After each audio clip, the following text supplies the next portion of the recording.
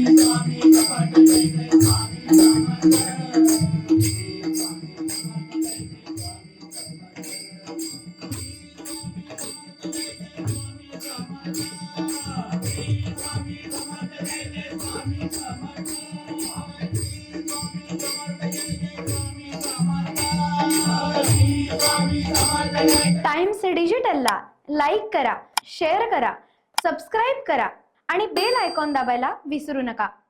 Times digital.